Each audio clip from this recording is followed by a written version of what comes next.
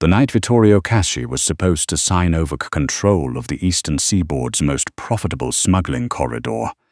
He sat alone at the head of a 30-foot mahogany table while every man he had ever trusted walked out the door, not ran, walked. That was the part that stayed with people who heard the story later. They didn't panic, they didn't argue. They just pushed back their chairs, set down their napkins and left. One by one, like they'd rehearsed it, which, as it turned out, they had.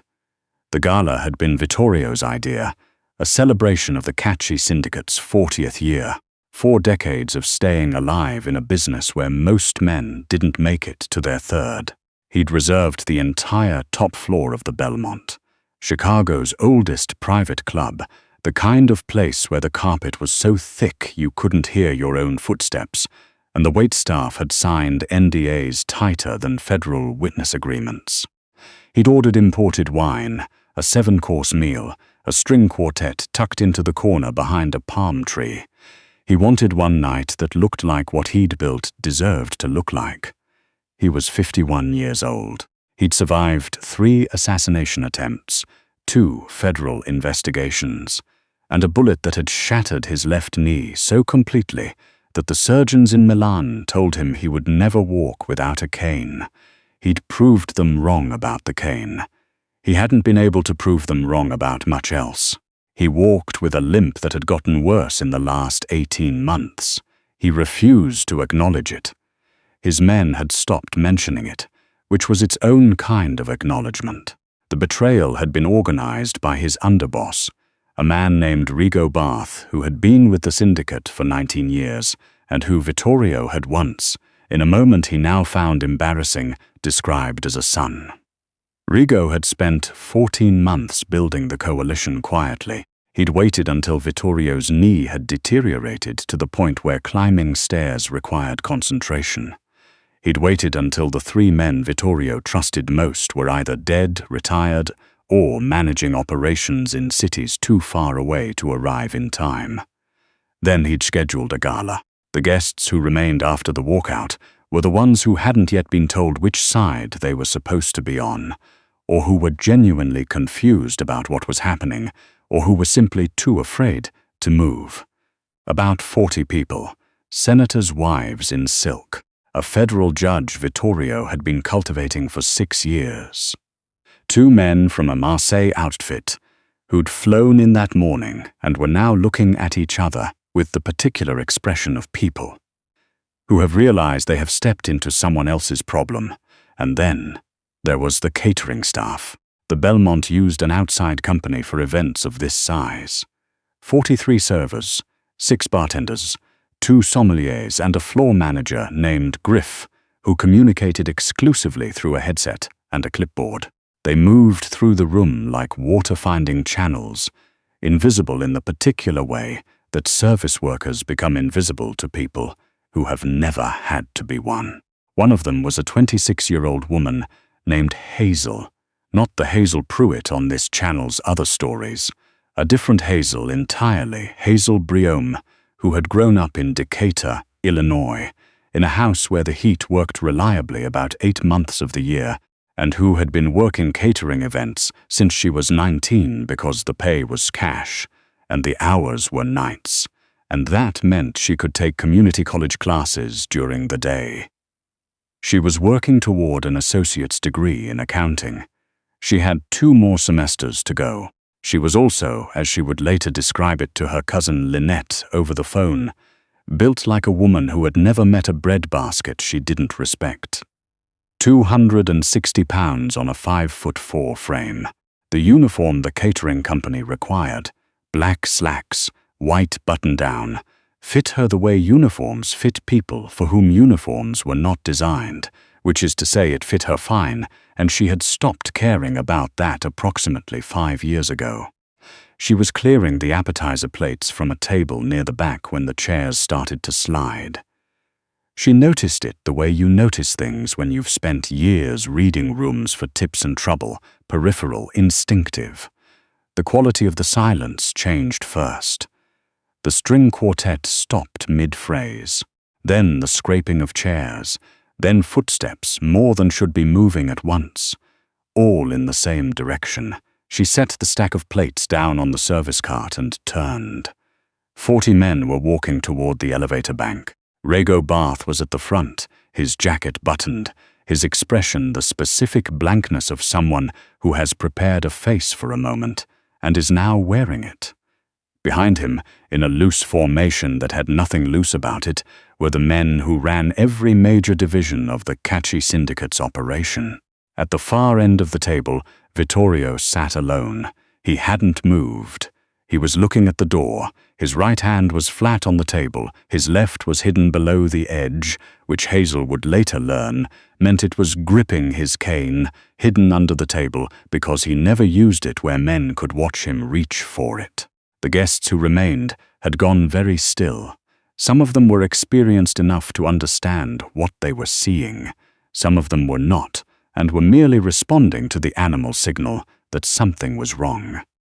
Rego reached the elevator bank, pressed the button, and waited. He did not look back at the table. The elevator arrived. The doors opened. The doors closed. 40 men, gone. The room held its breath. Vittorio Cacci sat at the head of the table that had cost more to rent for one evening than Hazel earned in 4 months. His shoulders had not moved. His expression had not changed. But something about the set of his jaw, the almost imperceptible way his chest had stilled. Hazel's had seen that look before. On her father's face, the morning the bank called about the house. On her mother's, the day the doctor used the word chronic. The look of a person absorbing something enormous in public and working very hard to make the absorption invisible. She had turned back to her cart. She had another table of appetizer plates to clear. Then she heard the first voice from across the room, one of the remaining guests, a woman in a silver dress, leaning toward her husband and whispering something that had the shape of "we should go." And then 2 things happened nearly simultaneously. Hazel looked up and saw Vittorio's hand. The right one, still flat on the table, had begun to press down, which was what you did when you were about to push yourself to standing with no help and you needed the surface to carry your weight for you. And from the corridor beyond the service entrance, she heard something that didn't belong. Not footsteps, not voices. The specific creak of weight on old wood in a pattern that was too deliberate, too spaced, too careful to be kitchen staff. Someone was in the service corridor, someone who was not supposed to be there. Her brain did 2 things in the same second. It catalogued the sound and filed it under wrong. And it watched Vittorio's hand pressing down on the table and understood, with a clarity that had nothing to do with anything she'd ever been trained for, that if he stood up alone in this room right now, he was going to be the most obvious target in it. She was moving before she had decided to move. It was something she'd noticed about herself over the years. The deciding and the doing didn't always happen in the right order. She'd walked into traffic to push a kid back onto the sidewalk and only understood what she'd done about 4 seconds after the car had passed. Her brain was a slow archivist, but her body had strong opinions. She crossed the room at the pace that a catering professional crosses a room, brisk but not alarmed, purposeful but not running, the specific velocity of someone who is simply doing their job. Nothing to look at here. She reached the head of the table and set her hand on the back of the chair nearest Vittorio's left side, as if she were clearing it. "There are people in the service corridor," she said quietly. "At least 2. They're waiting for something." Vittorio Cacci did not look at her. This was either because he had been caught off guard, or because he was the kind of man who processed unexpected information by going very still, or because he was deciding whether to believe her. Probably all 3. "How do you know?" he said. His voice was low and even, and had the particular texture of a voice that was accustomed to being the quietest one in the room. "The floorboards." She picked up a glass from the table, polishing it with her towel, keeping her hands busy, giving the room a reason for her presence. "Old building. They creak differently when someone's trying to step light. Your catering's staff..." Yes. You're telling me about a threat in my building. I'm telling you about a sound in the service corridor. What it is your business. Another pause, this one longer. Are there other exits from this floor? 2, she said. Freight elevator at the northeast corner and a stairwell that exits onto the kitchen loading dock. But the freight elevator makes noise. You'd hear it from the corridor. Vittorio finally looked at her. He had grey eyes, the kind of grey that wasn't a diluted blue, but an actual grey, like old concrete. And they assessed her with the frank economy of someone who had been reading people as a survival skill for 30 years. You know the layout of this floor. I've worked 6 events up here. You learn the bones of a building. Something crossed his face that wasn't quite expression. He glanced at the remaining guests. The senator's wife, the judge, the Marseille men, 7 or 8 others who hadn't yet decided what to do with themselves. I need to reach the stairwell, he said. She heard what he didn't say. The limp, the cane, the distance between here and the northeast corner, the visibility. The service cart, she said. It's got sides. If you walk beside it, you're just a man escorting a catering employee. That's all anyone sees. He was quiet for 3 full seconds. Then he said, Your name, Hazel, Hazel. He repeated it once, not as a question, with the tone of someone filing it precisely. All right, they moved together through the gala room in the particular way that only worked if neither of them changed pace or expression. Hazel pushed the service cart, kept her eyes ahead, maintained the unhurried purpose of someone with a destination and a job. Vittorio walked beside her, one hand resting on the cart's edge, ostensibly steadying a stack of plates, actually using the surface the way she'd watched him use the table. The remaining guests were too occupied with their own calculations to watch them closely. The senator's wife was on her phone. The judge had moved to the bar. The Marseille men were talking quietly and rapidly. The service door was 30 feet away. 20. 10. From behind the door came the creak again, closer this time. Hazel pushed through the door at pace, and Vittorio followed, and she pulled the door shut behind them with the specific practiced motion of someone who has closed service doors thousands of times and did not need to think about the sound it made. The service corridor was narrow, lit by fluorescent panels that gave everything the same beige quality. The cart fit through it exactly, which meant there was not much room for additional bodies. Hazel turned them left, away from the creek, and moved. Freight elevator, Vittorio said, low. Not yet. There's a linen closet 20 feet ahead. We wait there until they move. We wait. You want to explain to me why we shouldn't. He made a sound that was not quite a laugh. Go. The linen closet was large by linen closet standards, stacked floor to ceiling with pressed tablecloths and extra chair covers in plastic wrap. It smelled like starch and the faint chemical note of industrial detergent, the smell of every event venue Hazel had ever worked. She pulled the cart inside, which left about 18 inches of space between the cart and the shelving, and Vittorio stepped in and she eased the door shut. The silence in the closet was the layered kind, not empty but dense, full of the sound of 2 people's breathing and footsteps growing louder outside. 2 sets. She had been right. They moved slowly, the careful step of people who were looking for something rather than moving through. She counted. 12 seconds. 15. Then passed the closet door, receding. In the dark, she could feel the tension in Vittorio's stillness. Not fear. She didn't know him well enough to name what it was. A held quality. Like a current waiting. They'll check the elevator, she'd breathed. Yes. Almost no volume. Then the stairwell. So we go while they're at the elevator. A beat. You've done this before, he said. I've never done this before in my life. Then why are you calm? She thought about it honestly, which was what she tended to do when she was scared and didn't have time to manage her own reactions. I'm not calm, she said. I'm just slow to panic. There's a difference. Panic comes after, usually, when I'm alone and have time for it. He was quiet for a moment. Useful quality, he said. It has its moments. She cracked the closet door. The corridor was empty. She eased the cart out, abandoned it, the noise would cost them too much, and stepped into the corridor.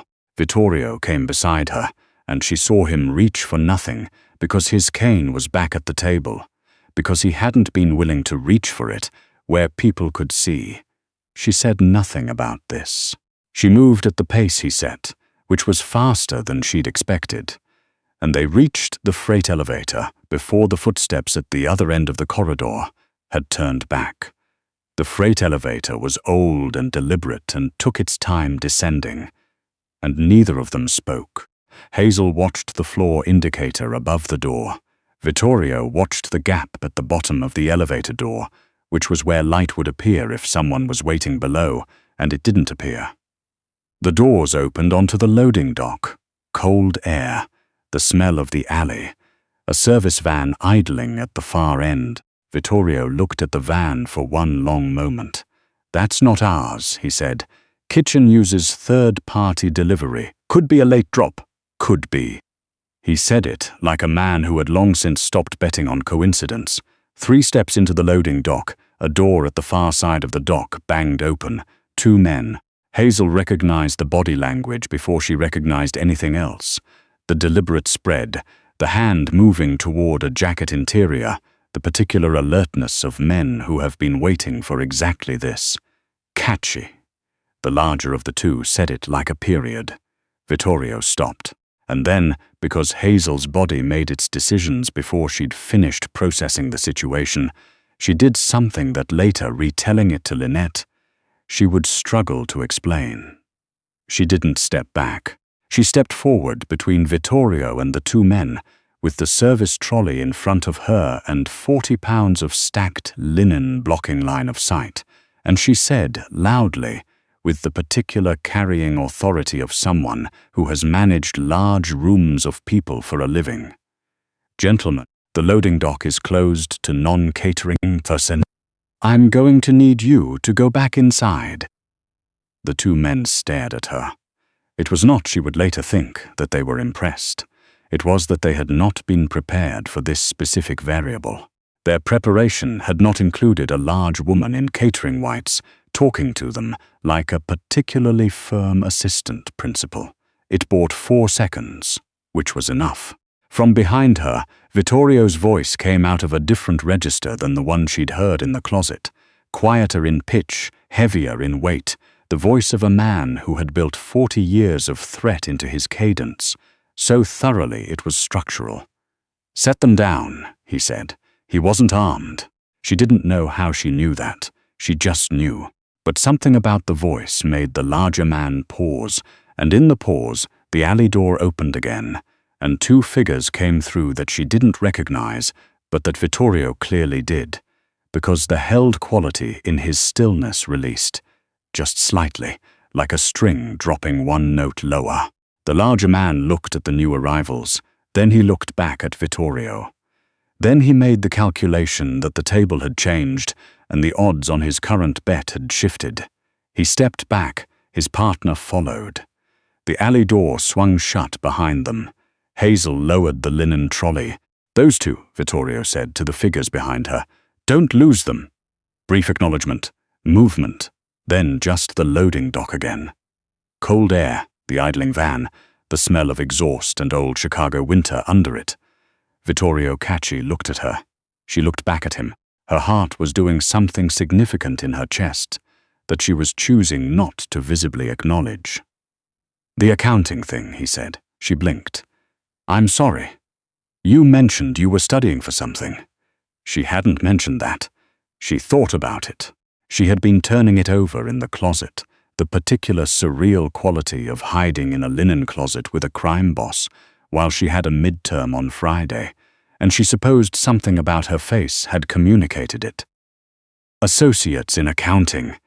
Community college. 2 semesters left. He looked at her for a long moment that had no performance in it. None of the assessment or the calculation she'd seen in his face inside. Just looking. Why accounting? It was such an odd question to be asked on a loading dock in an alley in Chicago at 11:30 at night by a man whose people had just tried to have him killed that she almost laughed. She didn't, because numbers don't change their minds, she said. They're either right or they're wrong, and you can always find out which. He was quiet for a moment that stretched longer than she expected. Then, I had a bookkeeper for 22 years. He died in March. I'm sorry, he was very good. And he had a quality I spent the last 8 months trying to replace and haven't. What quality? Vittorio looked at the mouth of the alley, where a car had slowed and then continued. Nothing concerning, just a car. He never panicked, Vittorio said. He was slow to it. He said the same thing you said, that it came after, when there was time. The air between them had a quality she wasn't sure what to do with. That's a common way to be, she said carefully. No, he said, it isn't. Somewhere above them, the Belmont's 40th floor lights were still on, and she could see the square of warm glow against the November sky. The gala that had been meant to celebrate 4 decades was almost certainly in the process of becoming something else entirely. Lawyers, phone calls, the specific reshuffling that happens when a power structure shifts without a plan. She thought about her service cart, still in the linen closet. She thought about her manager Griff and his clipboard, and the fact that she was supposed to be clearing the dessert course right now.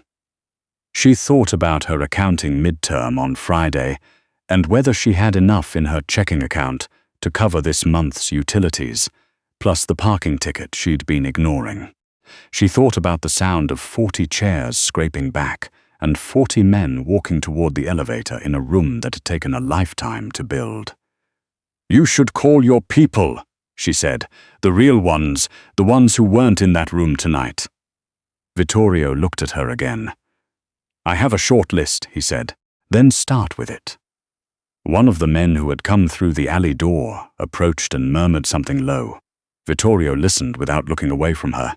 There's a car, he said. Safe house, 20 minutes. You'd be a material witness if anyone gets to you first. A pause, which is not a comfortable position. I'm aware. You should come. She looked at him. I have a midterm Friday, she said. His expression did something that was the closest she'd seen it come to surprised. I'll have you back by Friday, he said, with time to prepare. She thought about what Lynette would say. Lynette would say she had completely lost her mind. Lynette would not be wrong. Lynette would also want every detail when she called. My coat, Hazel said. It's in the staff room. We'll get you a coat. It's cold. It is cold, he agreed. You'll have a coat within 15 minutes. That I can manage. She looked at him for a moment. At the grey eyes and the line of his jaw and the way he was standing. Not leaning, not shifting weight, though she could see it cost him something not to, with the particular stillness of a man who had been managing pain quietly for so long that the management had become its own kind of posture. Okay, she said. She followed him to the car. The safe house was in Bridgeport, on a street with a dry cleaner and a diner, and 3 Polish delis, and the kind of ordinary Midwestern street presence that was the point. Inside it was warmer than it looked, thick curtains, no drafts, a kitchen that smelled like someone had made coffee recently and left the pot on. Hazel sat at a kitchen table across from a man whose name she didn't know and who explained, in an extremely calm and businesslike way, what had happened tonight and what her options were. She listened. She asked 2 questions. The man answered them precisely, which she respected. The coat arrived in under 15 minutes.